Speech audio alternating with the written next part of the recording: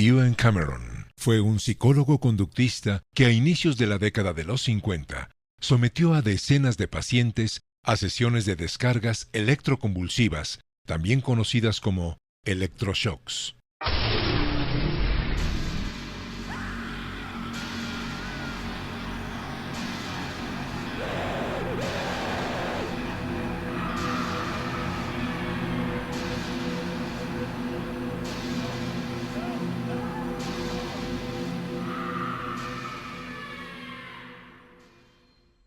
Mediante esa técnica, Cameron provocaba la pérdida masiva de la memoria de sus pacientes y la regresión a la infancia.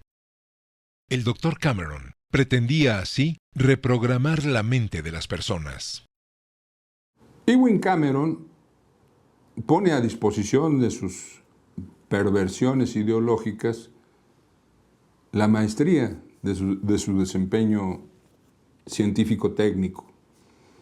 Y lo que hace es identificar el instrumento específico para devastar la personalidad humana, para destruirla, dejarla sin absolutamente nada de lo que la había venido sustentando y poder construir en su lugar la personalidad que a él le interesa. Hacia 1953, la Agencia Central de Inteligencia, la CIA, financió los experimentos de Cameron bajo el proyecto MK-Ultra de técnicas especiales de interrogación. En ellos, además de las descargas eléctricas, el psicólogo suministraba a hombres y mujeres ansiolíticos, anfetaminas y sustancias alucinógenas. También los sometía a largos períodos de privación sensorial. A través de ese método, Cameron afirmaba que se podía suprimir el contenido de las mentes de los prisioneros y debilitar sus defensas. La terapia del shock. Las enseñanzas de Cameron fueron transmitidas de manera metódica, sistemática, a través de manuales de procedimientos del manejo de la población en situaciones ad hoc, un manual que se llamaba MK-Ultra, que después dio lugar a un segundo más perfilado, más específico, que es el QBARC, un manual de contrainteligencia que podría explicarnos la situación que viven en estos momentos en Guantánamo, en las prisiones de Irak y de Afganistán, los prisioneros que son confinados en un aislamiento total, con privación de los estímulos sensoriales, tapados los ojos, con cascos, con dispositivos auditivos para que no oigan absolutamente nada.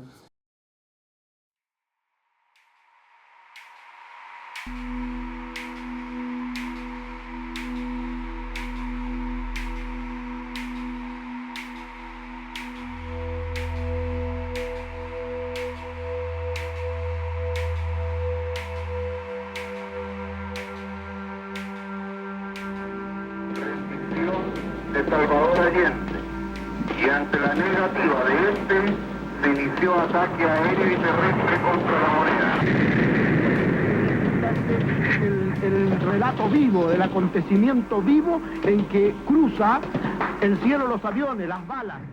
En el caso de Chile, justamente, cuando el golpe de Pinochet y el ataque de los aviones sobre la moneda, sobre la Casa Presidencial, después de eso, inmediatamente a la semana, desembarcan los Chicago Boys en Santiago de Chile, es decir, la escuela de Milton Friedman, que pone en práctica las políticas neoliberales, se experimentan en el laboratorio chileno. En todo esto podemos apreciar lo que significa el otro doctor Shock.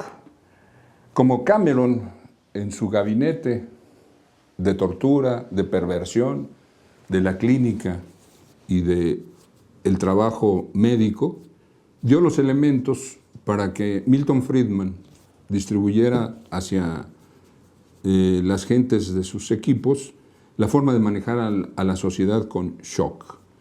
El 11 de septiembre, a la mitad del día, al atardecer del de ese día.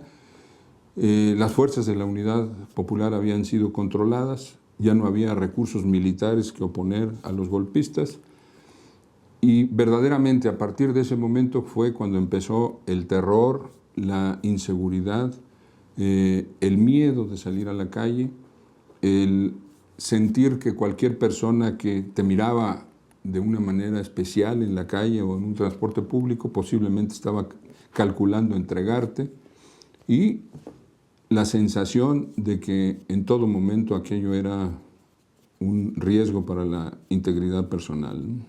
Hay toda una política que tiene que ver justamente con un shock traumático sobre poblaciones que por la vía de la represión son inmovilizadas y se les aplica después todas las recetas que años después llevarían lo que se conoce como el Consenso de Washington.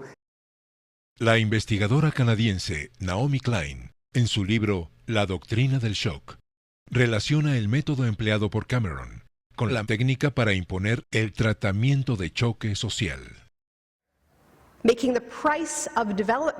Klein aporta datos que indican que desde los organismos internacionales, como el Fondo Monetario Internacional y el Banco Mundial, se aprovechan desastres naturales o se promueven crisis ficticias para imponer medidas económicas tendientes a crear temor y caos en la sociedad y justificar, así, los tratamientos de choque del FMI.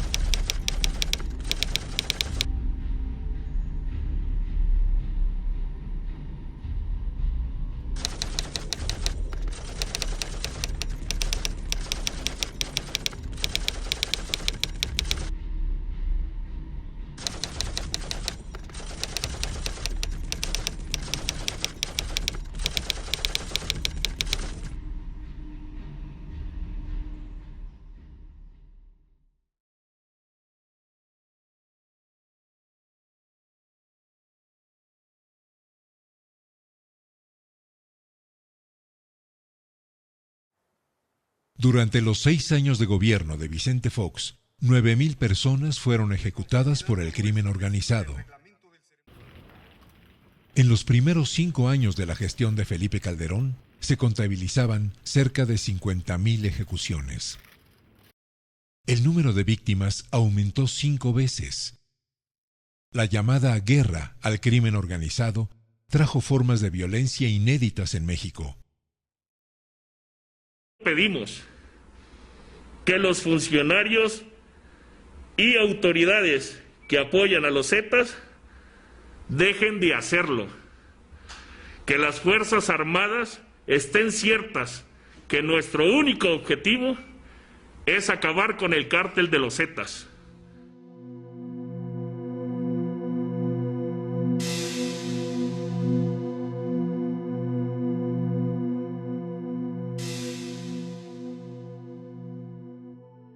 Las organizaciones paramilitares poseen estructura y disciplina militar. Por lo regular, son organizadas por las Fuerzas Armadas de un país o por grupos de poder. Estas organizaciones actúan fuera de la ley, lo que les permite el anonimato y excesos de violencia, que serían inadmisibles en las fuerzas del Estado. Felipe Calderón y su gobierno se enredan con el tema de los paramilitares. Los grupos paramilitares, por supuesto que me preocupan y por supuesto que los rechazo, pero vamos viendo de dónde surgió este último debate de grupos paramilitares. Sale un video, precisamente en Veracruz, de los llamados matacetas, que dicen que van a acabar con los zetas, etcétera, etcétera, etcétera, ¿no? Y posteriormente, los marinos, por cierto, atrapan tanto a un grupo de zetas como a este grupo con este grupo asociado a paramilitares, que son finalmente el grupo de los llamados matacetas, que no son paramilitares tales, sino que son, como ellos lo reconocen ahí. Los propios paramilitares han dicho públicamente que están actuando. Hay reportajes de la prensa nacional de que hay grupos que están actuando de consenso con mandos militares y con mandos policiales, pero que ejecutan la justicia por propia mano. Entre febrero y julio de 2010, más de 40 personas fueron asesinadas y decenas más heridas en bares, casas de fiesta y en las calles de Torreón, Coahuila. Este video, aparecido en un portal de internet, puso al descubierto que un grupo de reclusos del penal de la ciudad vecina de Gómez Palacio, Durango, había sido el autor de esas masacres, con la anuencia de las autoridades de ese penal. ¿Cada cuándo sale del penal? Todos los días después de las 8 de la noche. ¿Quién lo deja salir? La directora. Han surgido en el país grupos armados al margen de la ley. Muchos de ellos incluso auspiciados por autoridades. En la historia del país se han presentado muchos de estos fenómenos, casi todos auspiciados desde dentro del gobierno.